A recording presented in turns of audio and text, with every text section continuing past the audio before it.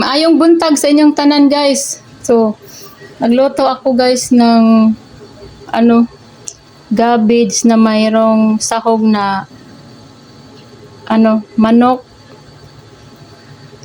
Yung lechon manok na tira, tapos nagbili ako ng atay ng manok.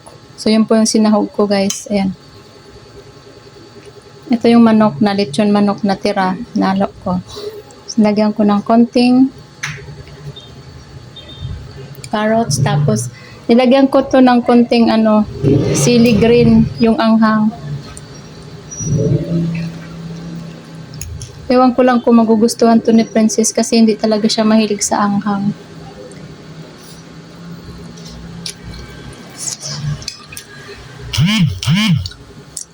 Hindi siya mahilig sa anghang.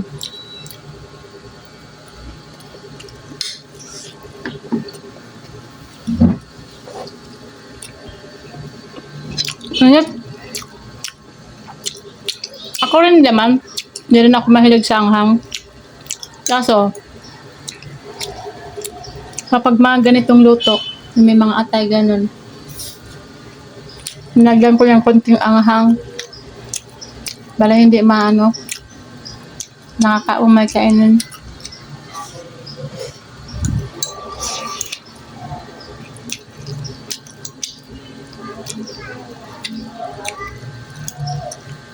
One-fourth lang guys na anong binili ko na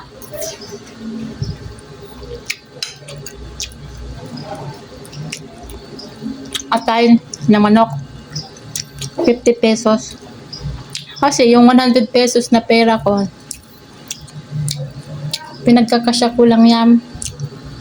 Kasi everyday, binibigay lang na yung Princess sa akin, 100 pesos.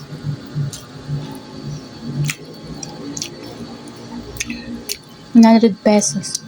Pinagkakasya ko na lang yan.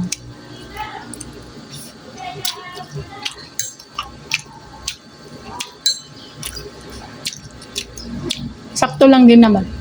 Ay, may halo pala tong talong, guys. Ayan.